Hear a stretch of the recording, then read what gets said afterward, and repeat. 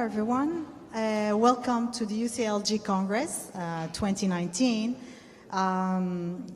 For this Congress, we have chosen to have inspiring talks for every day from a specific profile of people and specific topics. So today, we are really happy to have with us Sophia.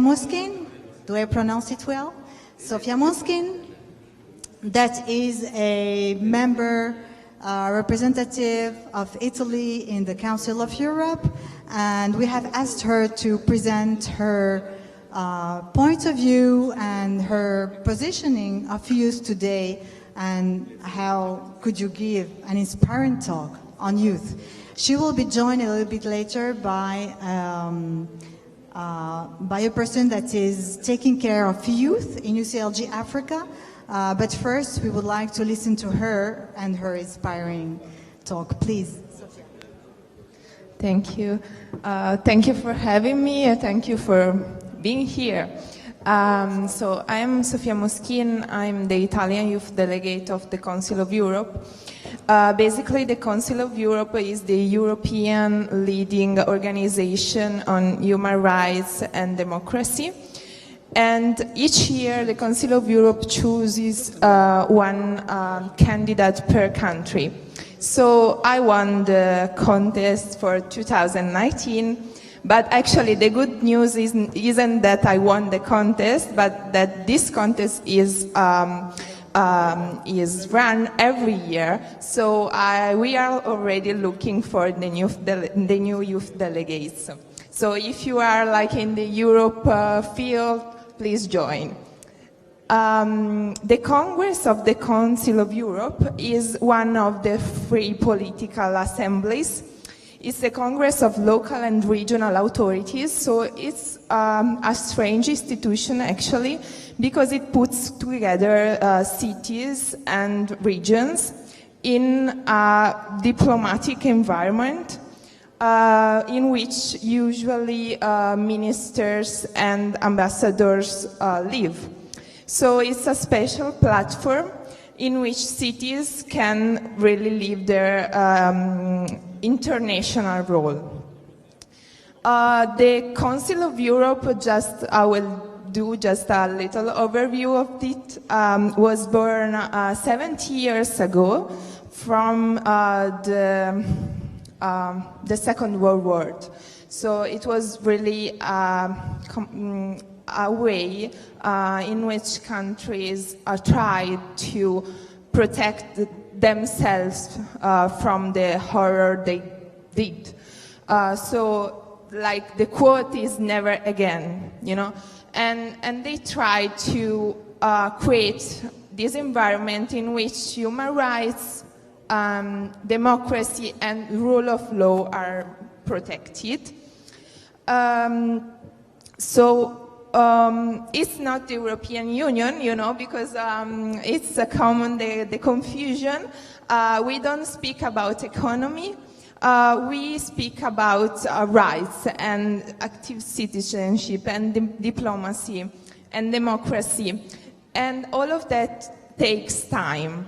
And that was one of the first things that I noticed, is that if you are part of the Council of Europe, you can't ban countries. You don't have like financial sanctions.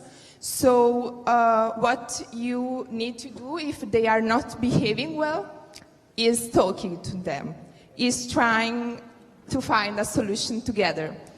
And that's what soft diplomacy is, and I think that's what we are doing now, right here. My point of view on youth. I will just introduce a little bit more of my experience. I am basically a student of physics that has an international role. So that's an outsider experience, you know, because it's not such a common opportunity to meet someone who is a woman in STEM, and it's also delivering an institutional role. And I'm proud of it. I have international relationship experience since I lived abroad because I won 2 international grants in the field of diplomacy and international relationship. But I did choose to not do it as a job.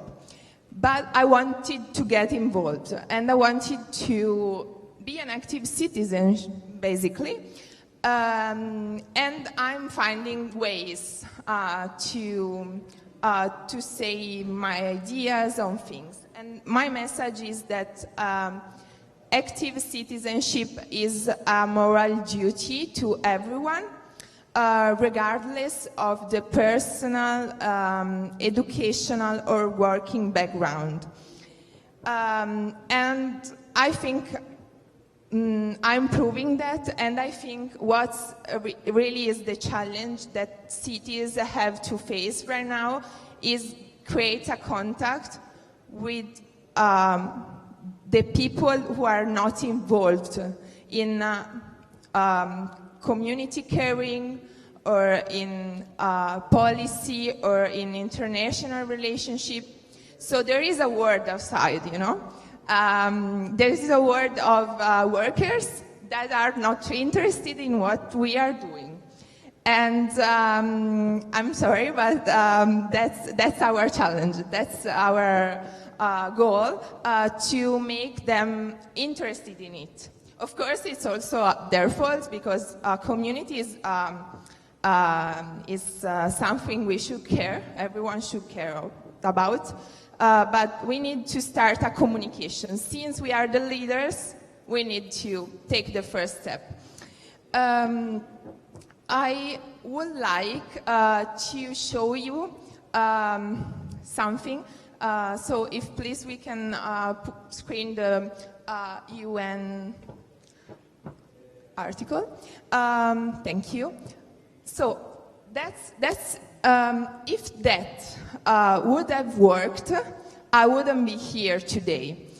That's a speech of UN Secretary General Annan, and if you can actually see far away, it's from 1919, and if you can read it, you will see that there are the same speeches that we are doing today.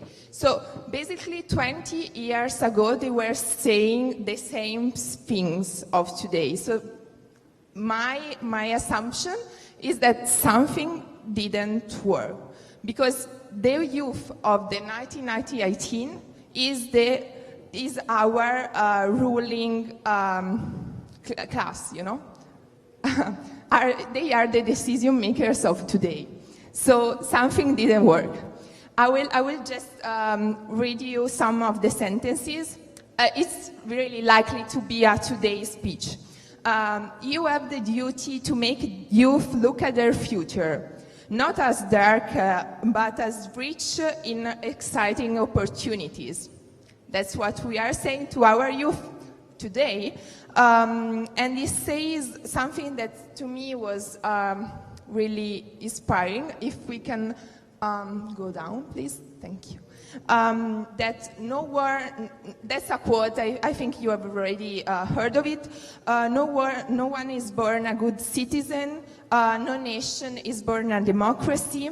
Rather, both are processes that continue to evolve over a lifetime.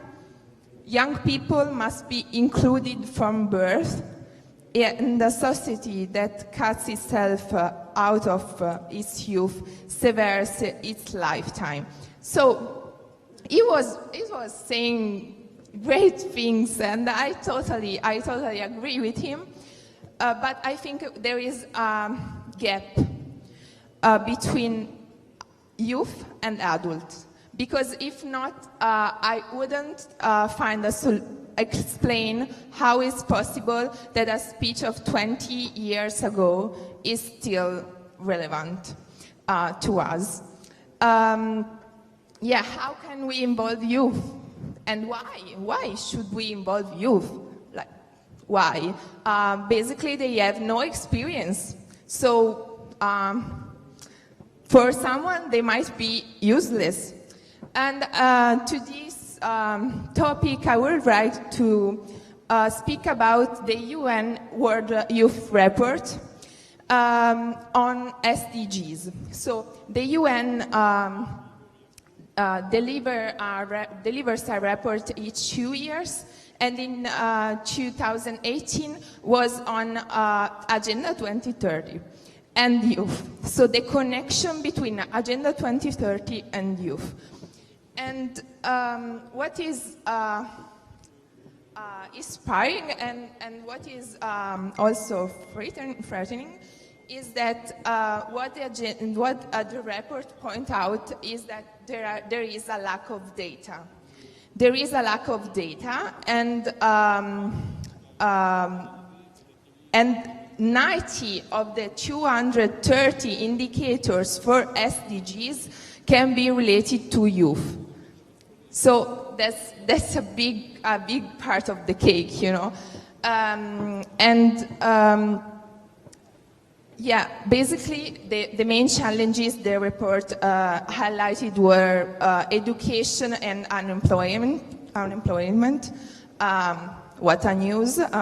We know that, you know. What the solution that the report suggests is a collection of age disaggregated data, because when we are speaking on youth, we are speaking of human beings that are growing really fast. So we are facing a connection with a human being that in 1 month can have shaped his personality.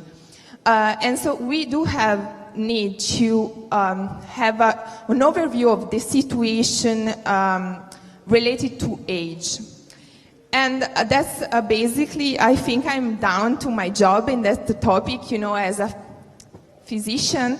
But I do think that there is, that to take decisions, we do have to observe the reality. Because sometimes, or maybe a lot of times, we don't feel our feeling of a phenomenon. So we say, okay, there is a phenomenon since in my neighborhood or in my city, I think I'm living it. But we are inside, you know, we are inside of the reality that, which we are looking at. So we really need to make a photograph of what reality really is. And data and statistic is our camera. So I think in many fields, but especially in youth field, we need to really get to know how the situation is. And we need to educate our young people and also ourselves to have a statistical literacy, because data can be manipulated. And as a physician, I do it every day, and it's fine, you know. It's how things work, because you have all the raw data, and then you have to draw conclusion. And to draw conclusion, you have to manipulate. And that's fine. But the problem is that people don't know how the manipulation is going. You just give them the final product and they just trust them. Some scientists say that now we are in a credulity epidemic, you know, where you just speak to the belly of people and it's fine, but people need to be aware. And we need to give them tools to be aware. So what I'm stressing a lot, I know, but it's that giving tools to go to the raw data, to really have the feeling of what the situation is. Manipulation is super fine. it's what statistic is, but there is someone behind the manipulation. There is a human being who interpreted the data for you. So if you really want to be aware of what the situation is, just go to the raw data. At this point I will say awareness is the key, as the title of this session suggests, because there can exist an active citizen without an aware citizen, you know. And I think having the feeling of what your community is doing, and maybe sometimes there is this idea that choosing a personal path of life is in contrast with caring for your community. You know, if you are taking a professional career up, not related with policy or this kind of stuff, you will not have time to spend your qualities for the community. Instead, from my experience, it's overwhelming to use the talents that each of us has to the community, for the community, to spend them for the community, because the community is basically our environment, is ourselves. I don't know. I will make an example. As I said, I'm the Italian youth delegate. I am a physics student, but I'm also a sport technician for the Italian Olympic Committee. So basically, when I say that to people, the reaction is, what? Like, what is the relations between, you know? And they just say that sometimes society bring us to put ourselves into a box and say, you are this you are this professional type of person, and that's it. Instead, we have like multiple talents, and I think we will discover them all over our lives, at least I hope so, because if not, it will be so boring. And and using that talents for our societies. And young people do have talents. And I was so glad in reading the UN World Youth Report, because they were speaking about expertise of young people, not just fresh ideas or enthusiasm. Young people do have knowledge, expertise, and communities should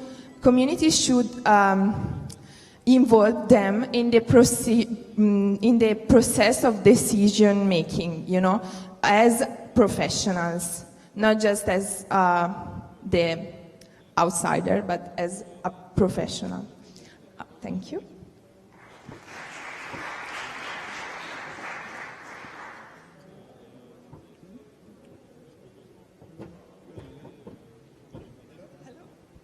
Good morning, everybody. I'm Lionel Nzamba from UCLG Africa, the network of local authority of Africa. I like your speech. I'm very glad to have this kind of speaker in front of me.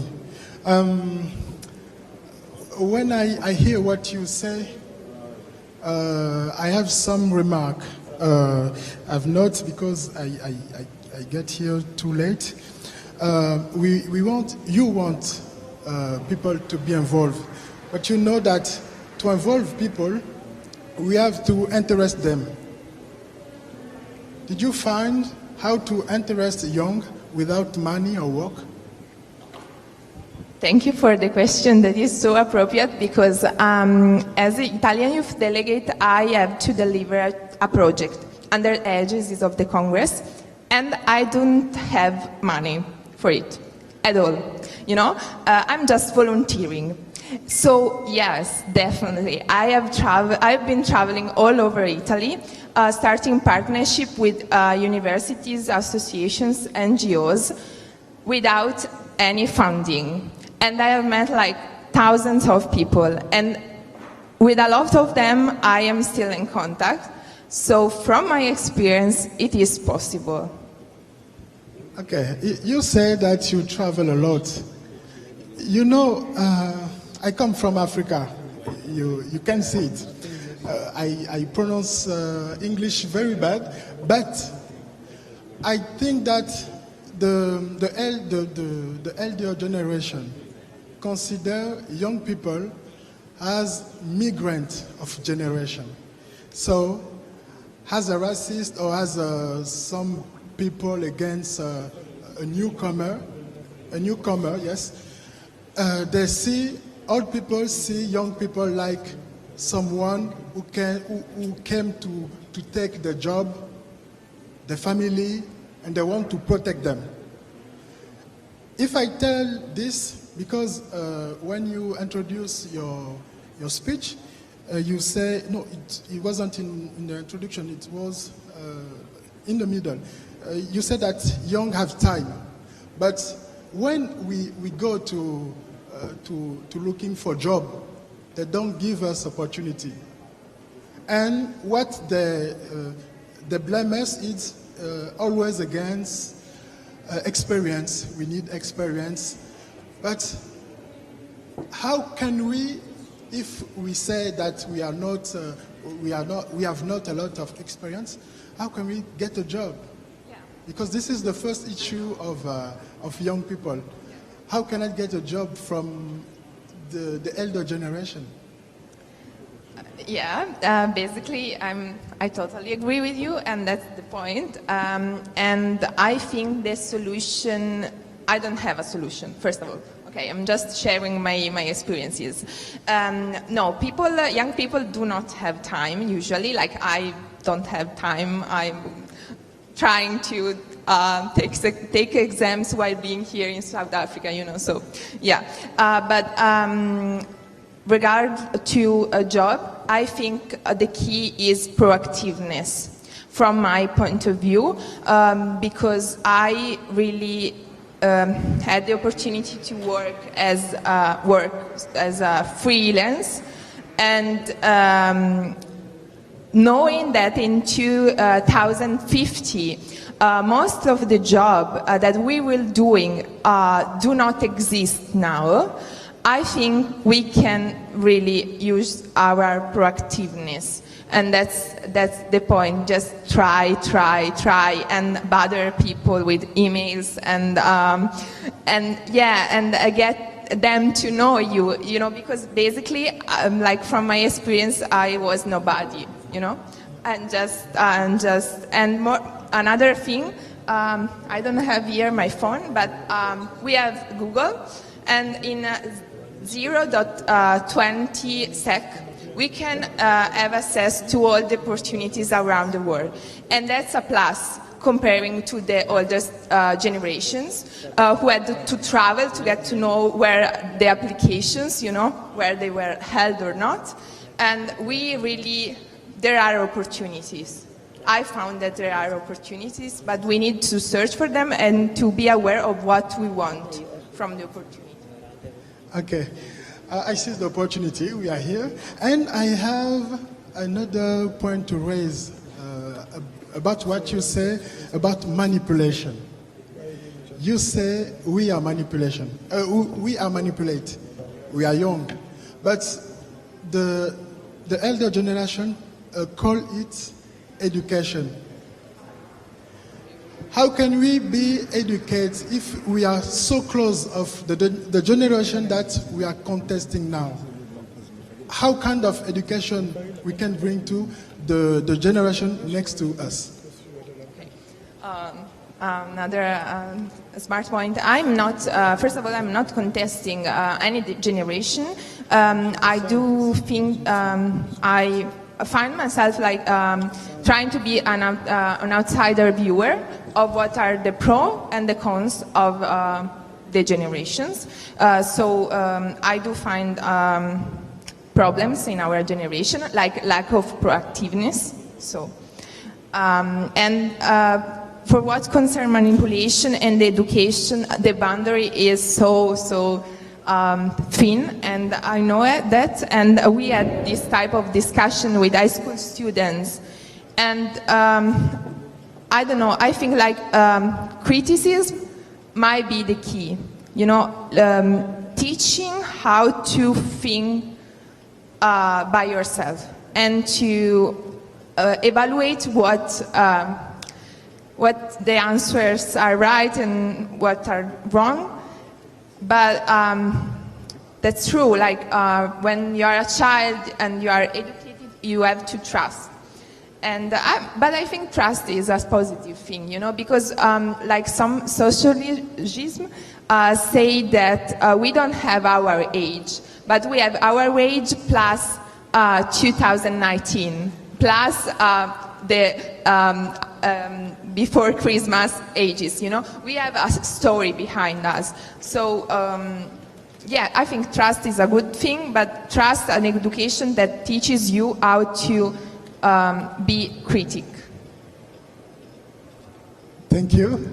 I have raised no points to asking you, but I want to know how can you how to say this in English? I'm more comfortable in French. I can talk in French. So, comment vous pouvez encourager donc les jeunes à être beaucoup plus proactifs pour la recherche de l'emploi? Quel discours faudrait-il avoir pour augmenter leur participation, surtout dans la prise de décision, dans la construction des villes? Quel est votre conseil, quoi? That's tough. I think my advice will be, first of all, starting a dialogue. Because if there is no dialogue with your job boss or future job boss or your mayor or whatever, there is no possibilities. Being proactive, I will stress that, because you do have to want to be someone, you know, and showing them successful examples of people that were coming from different situations and were able to reach their personal success. I don't mean like economical success. To me, a person is successful when has the opportunity or was able to find the opportunity to make his passion his job. So that's another key point, you know. Changing the mindset, it's not about money or salary, it's about being paid for what you like. So yeah, and I sometimes you just need to say them, wake up, just wake up, okay, because there is something already. And sincerely speaking, I've already met, I don't know, thousands of young people, and I do see the difference, not because of me, but because of a positive environment in which you say, search for your talent and fight for it. Thank you. My last question. You talk about talent. I have all my faith on talent, but can you make the difference between, because we are in a time of gender, can you think, or can we think about the difference of talent between women and men, because we know the gap between women and men for salary, for activity in house, out of house. Is there a question of talent or the mindset we have to remove or to wake up? I think you already gave the answer, you know. That's a point we are working a lot at the Council of Europe, sexism in politics, and, you know, definitely there is an environment in which women are not seen as a pro, but first of all as, I don't know, like a beauty or something. And that's a problem, and I think a society that is able to see women as a peer is a society that can have great outcomes, both for women but also for men. So there is a different approach. I don't want to generalize, because I don't have data with me. So I don't want to trust my feeling. But there is a different approach. That's for sure. And I think that's enriching. About involvement, I think women should fight most for themselves, and we should be able to network more, because usually we are the first enemies of the others, And then definitely there is a lot of work to be done, but I think it's all what we are saying is about meritocracy, If someone is young, or if someone is a female, but, or I don't know, other types of discriminations, really that don't matter. If it's a professional, you have a professional with you, and that's what matters. Thank you.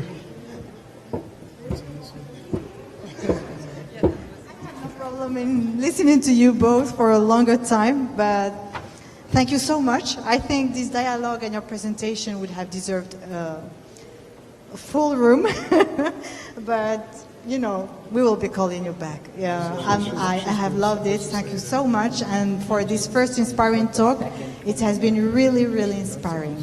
And you are so right. 20 years after that, we are still there. And I was having still my dreams. I still have others, but in another, in another, how would I put that? Oh my God. In another frame, I would put it like that. So thank you very much. Thank you for coming. We'll be calling you back. Merci beaucoup, Lionel. Très intéressant. And thank you everyone for this day. We'll see you tomorrow.